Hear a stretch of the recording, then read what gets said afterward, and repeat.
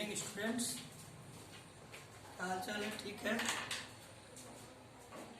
तो हम लोग इलेक्ट्रोस्टैटिक्स की सीरीज में दूसरा चैप्टर विद्युत फ्लक्स तथा गास का प्रमेय या गास का नियम पढ़ रहे हैं।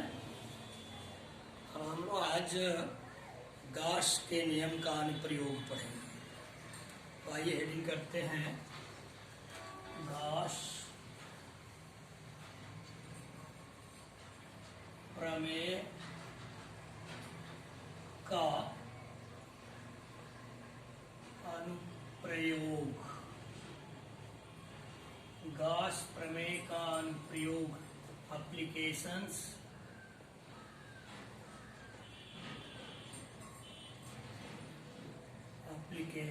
of Gauss theorem।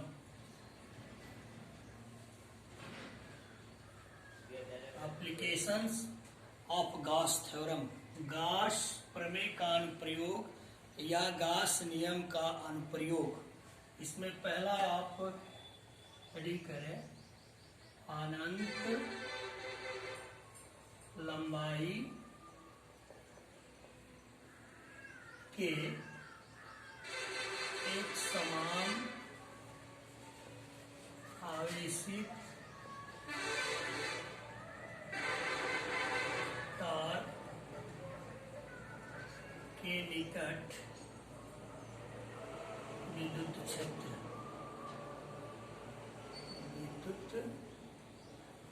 क्षेत्र की तीव्रता ज्ञात करना। अनंत लंबाई के एक समान आवेशित, सीधे समान आवेशित, सीधे लिख सकते हो, समान आवेशित सीधे तार के निकट विद्युत क्षेत्र की तीव्रता ज्ञात करना। देखो, गॉस के नियम का या गॉस के प्रमेय का एप्लीकेशंस बहुत ही इंपॉर्टेंट है। तो पहला एप्लीकेशन आप पढ़ रहे हो, अनंत लंबाई के एक समान आवेशित सीधे तार के निकट विद्युत क्षेत्र की तीव्रता ज्ञात करना। अब एप्लीकेशन में देखो, तीन बात बार बार हम यूज करेंगे। जैसे पहला पॉइंट आप ध्यान में रखिएगा, दिशा ज्ञात करना। दिशा ज्ञात करना। दूसरा पॉइंट हम विद्युत फ्लक्स की परिभाषा से फाई इक्वल टू समाकलन EdS cos थीटा। और तीसरा गॉस प्रमेय से phi equal to sigma q upon epsilon naught. विद्युत फ्लक्स की परिभाषा से फाई निकालते हैं, गॉस प्रमेय से हम फाई निकालते हैं और दोनों की तुलना करते हैं। यही काम हम बार बार करेंगे। जैसे अनंत लंबाई के एक समान आवेशित सीधे तार के निकट विद्युत क्षेत्र की तीव्रता ज्ञात करनी है, तो इसके लिए सबसे पहले हम दिशा ज्ञात करें। तो दिशा ज्ञात करने के लिए क्या करेंगे, जैसे मान लीजिए एक ये तार है, ये अनंत लंबाई का है, इसे अनंत लंबाई का ये तार है, समान आवेशित है। ये मान लीजिए इस पर आवेश समान रूप से ऐसे वितरित है।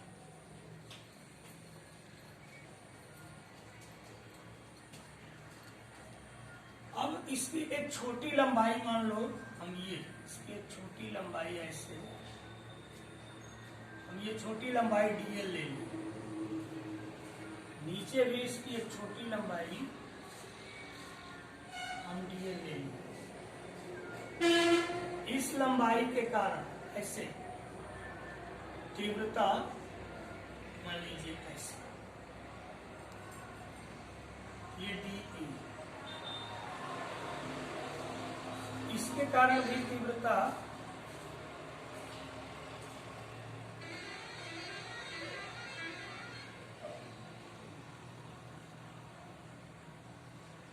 ऐसे डी,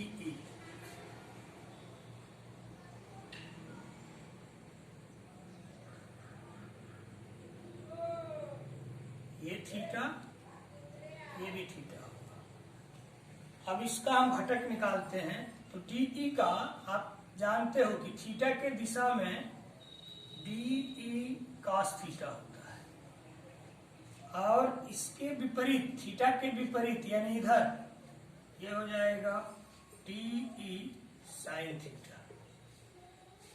इस डी के लिए देखो ये थीटा, इधर थीटा की दिशा में ये हो जाएगा डी cos थीटा, और इस थीटा के उल्टा इधर ये हो जाएगा डी sin थीटा।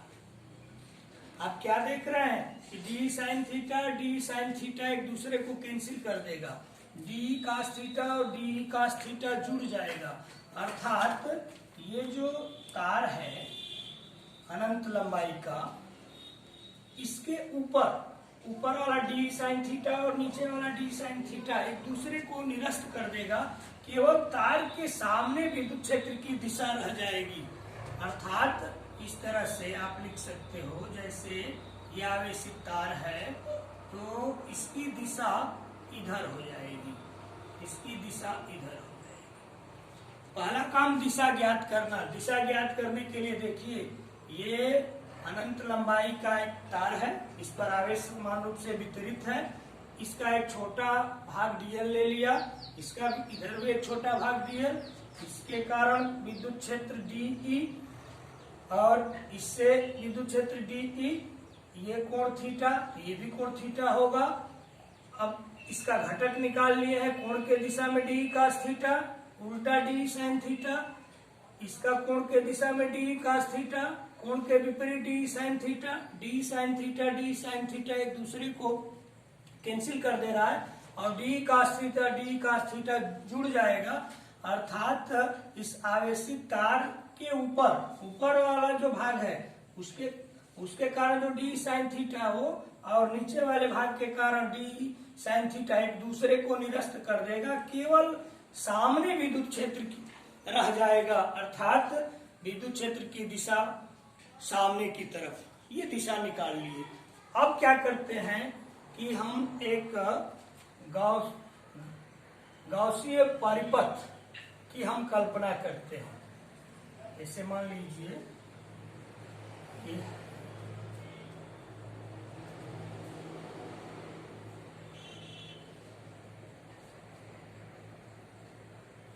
एक ये बेलन की हम इस पर कल्पना करते हैं इस तरह से।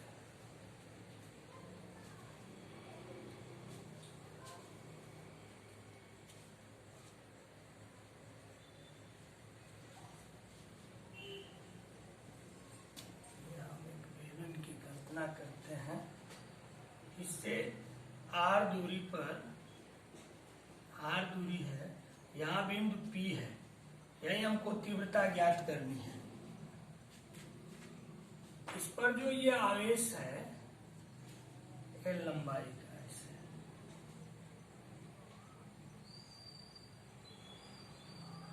अब यहां देखो P बिंदु पर स्थान आवेश के कारण तीव्रता इधर काम करेगी E, और ये ऐसे पृष्ठ है तो क्षेत्रफल सदिश, क्षेत्रफल के लंबवत, तो इस तल के लंबवत ऐसे, तो ds भी इसी दिशा में काम करेगा, यानी थीटा इक्वल टू 0। ये वक्री भाग है,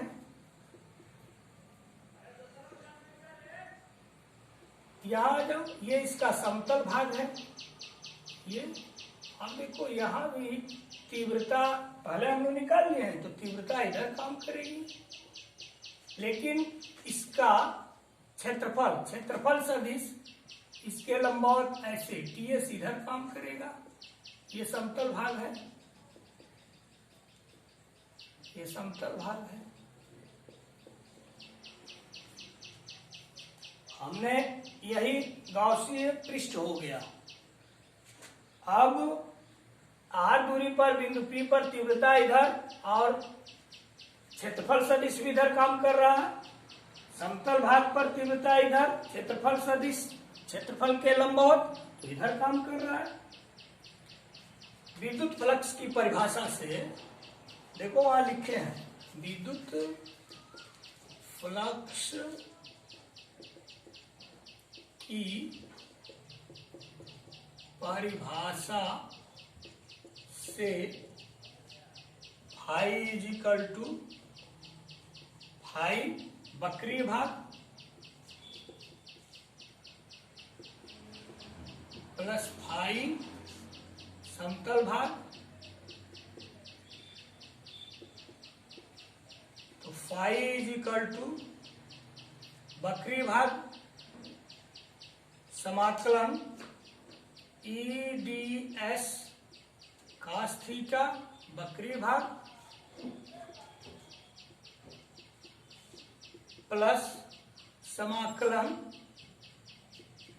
ई डी एस cos थीटा समतल भाग फाई इज इक्वल टू समाकलन ई डी एस वक्रीय भाग में देखो थीटा 0 तो cos 0, तो ये जी cos 0 1 हो जाएगा। और यहाँ देखो समतल भाग में ये थीटा 90 डिग्री है तो cos 90 तो ये 0 हो जाएगा, ये पूरा भाग 0 हो जाएगा। तो फाई इज इक्वल टू समाकलन ई डी एस, या इसको लिख सकते हैं ई को बाहर कर लो, समाकलन डी एस। यहाँ आप समाकलन डी एस का मान निकालो। अब समाकलन डी एस का मतलब क्या, ये हम लोग एक बेलन बनाए हैं ना, आप इस तरह से देखो, जैसे मान लो ये हम एक बेलन बनाए हैं ऐसे, ये एक बेलन बना है, ये इसका समतल भाग है ना, ये तो इसकी लंबाई, ये समतल भाग यानी परिध की लंबाई 2 पाई आर, ये पूरा परिध बन रहा है 2 पाई आर, और ये पूरी लंबाई एल है। तो अगर आप इसको खोलते हो तो देखो ये कितना हो गया, ये 2 पाई आर हो गया, और ये कितना हो गया, एल हो गया। देखो यही ना है परिध, यही भाग है परिध, ये बेलन का ये भाग परिध और ये इसकी लेंथ, तो ये परिध यानी 2 पाई आर, खोल दिया ऐसे तो इसकी लंबाई कितनी हो गई 2 पाई आर, और ये लेंथ कितनी हो गई एल। तो ये एक आयत है, तो आयत का क्षेत्रफल लंबाई गुणे चौड़ाई यानी 2 पाई आर इंटू एल। तो समाकलन डी एस कितना हो जाएगा, 2 पाई आर इंटू एल। अब ये मान यहां रख दो, तो phi is equal to e into 2 pi r l, equation 1। अब गास प्रमेय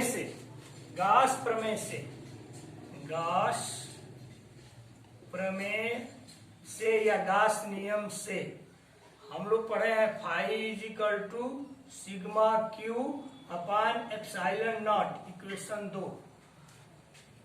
सिग्मा क्यू क्या होता है, जो गाउसीय जो पृष्ठ होता है उससे परिबद्ध आवेश, और एकांक लंबाई में जो आवेश होता है उसको रेखीय आवेश घनत्व कहते हैं। यहाँ हम लिख दे रहे हैं एकांक, इसको मिटा दे रहे हैं, एक लाइन यहाँ लिख दे रहे हैं, एकांक लंबाई में आवेश को रेखीय आवेश घनत्व लैम्डा कहते हैं। एकांक लंबाई में आवेश को रेखीय आवेश घनत्व लैम्डा कहते हैं, क्योंकि एकांक लंबाई में आवेश आवेश, रेखीय आवेश घनत्व लेमडा, इसलिए एल लंबाई में आवेश लेमडा इंटू एल, ठीक है। अब एल लंबाई में आवेश निकल गया lambda into L. Sigma q क्या है? ये जो गाउसीय पृष्ठ है उससे परिबद्ध आवेश यानी उसमें स्थित कुल आवेश। तो इस बेलन के एल लंबाई में जो आवेश होगा वही गाउसीय पृष्ठ का कुल आवेश होगा या गाउसीय पृष्ठ से परिबद्ध आवेश होगा।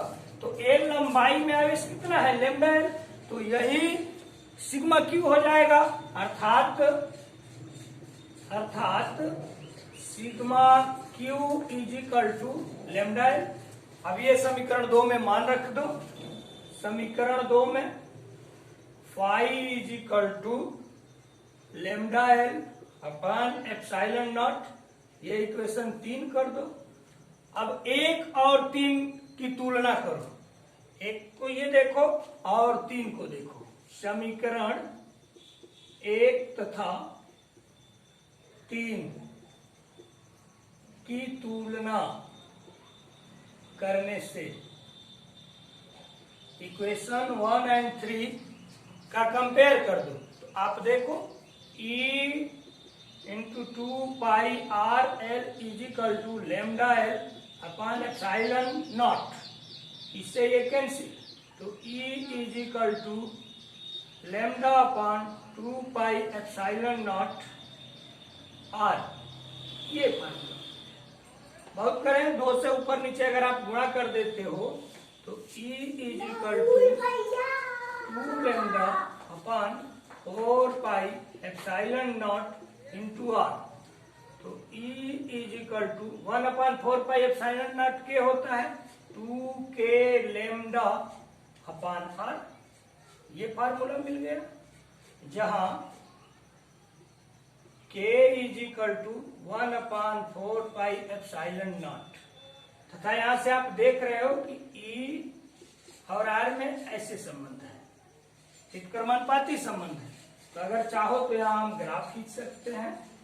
इस पर मान लो R हो गया, इस पर E हो गया, तो ये ऐसे ग्राफ मिलता है, ऐसे। ये फार्मूला निकल गया। अनंत लंबाई के एक समान आवेशित सीधे तार के निकट विद्युत क्षेत्र की तीव्रता ज्ञात करना।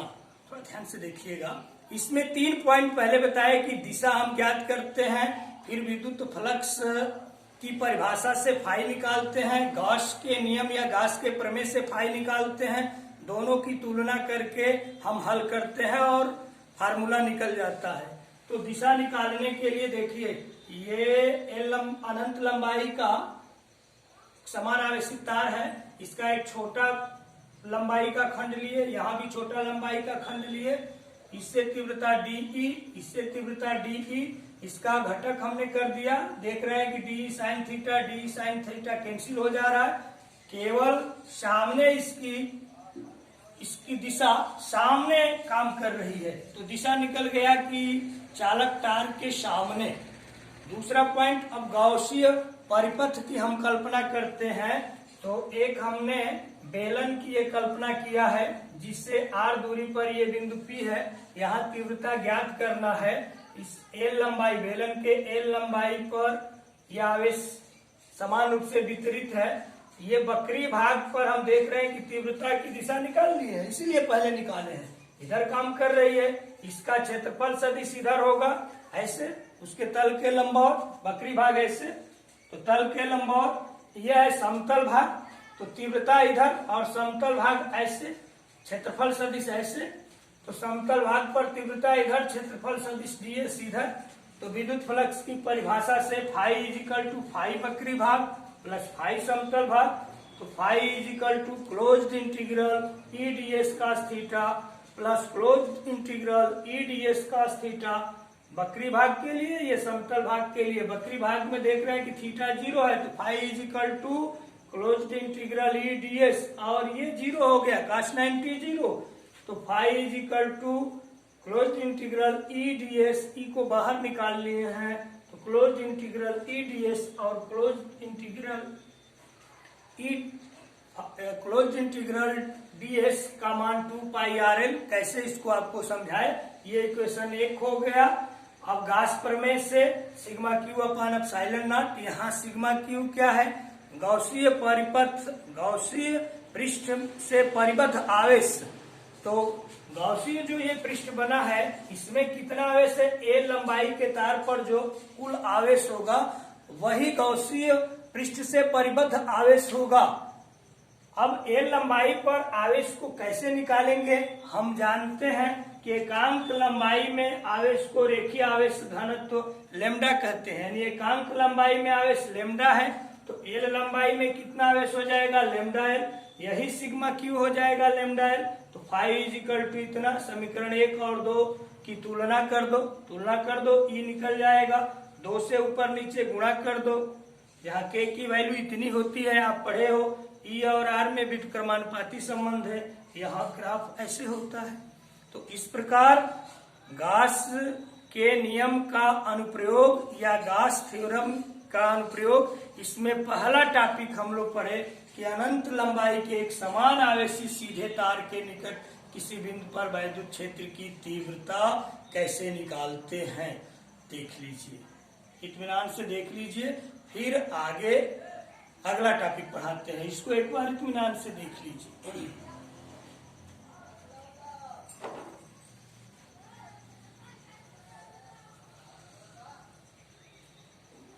ठीक है, अब आप हेडिंग करो,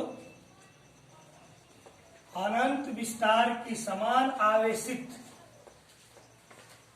समतल परत या समतल चादर के कारण किसी बिंदु पर तीव्रता। दूसरा अनुप्रयोग, विस्तार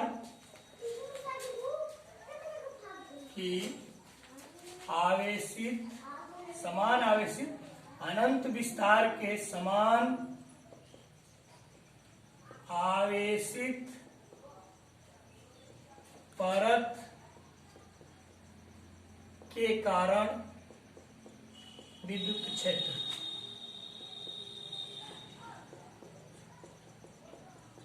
अनंत विस्तार के समान आवेशित परत के कारण विद्युत क्षेत्र, ये ज्ञात करना है। कुछ बच्चे कह रहे हैं कि सर जी बहुत फास्ट पढ़ा रहे हैं, ऐसी बात नहीं है, ये चैप्टर थोड़ा सा आपको ध्यान देना पड़ेगा, बहुत कठिन नहीं है, लेकिन बच्चों के दिमाग में एक फिगर बना रहता है कि यह चैप्टर कठिन है, जिसके चलते आप परेशान होते हैं। कल कई बच्चे फोन करके हमसे कह रहे थे कि सर जी थोड़ा धीरे धीरे पढ़ाइए, तो चलो इसको रहने देते हैं, अगले वीडियो में इसका फार्मूला हम लोग निकालेंगे। इसका अनुप्रयोग, गॉस थ्योरम का अनुप्रयोग बहुत ही इंपॉर्टेंट है, कई अनुप्रयोग हैं। पहला अनुप्रयोग आपको हमने पढ़ाया कि अनंत लंबाई के एक समान आवेशित सीधे तार के निकट विद्युत क्षेत्र की, सीधे तार के निकट किसी बिंदु पर विद्युत क्षेत्र की तीव्रता ज्ञात करना। अब है अनंत विस्तार के समान आवेशित परत के कारण विद्युत क्षेत्र की तीव्रता ज्ञात करना है। अगला इसमें अनुप्रयोग है कि कोई गोलीय कोश है या चालक है, उसके कारण उसके सेंटर से कुछ दूरी पर, सेंटर से बाहर वैद्युत क्षेत्र की तीव्रता ज्ञात करते हैं, उसके पृष्ठ पर वैद्युत क्षेत्र की तीव्रता ज्ञात करते हैं, उसके अंदर वैद्युत क्षेत्र की तीव्रता ज्ञात करते हैं। यही काम अचालक गोला है तो उसके बाहर वैद्युत क्षेत्र की तीव्रता कितनी होती है, उसके पृष्ठ पर वैद्युत क्षेत्र की तीव्रता कितनी होती है और उसके अंदर वैद्युत क्षेत्र की तीव्रता कितनी होती है। ये 3-4 इसके बड़े इंपॉर्टेंट अनुप्रयोग हैं। तो चलिए आपके अनुसार ही चल रहे हैं, बहुत आराम से इस चैप्टर को पढ़ा रहे हैं, तो अगले वीडियो में इस फार्मूले को हम लोग प्रूफ करेंगे। आप मेहनत करें और अपना ख्याल रखें, हम लोगों का आशीर्वाद आपके साथ है, आप लोग खुशहाल रहें और अपना ख्याल रखें, पढ़ते रहें। ठीक है, ओके बाय।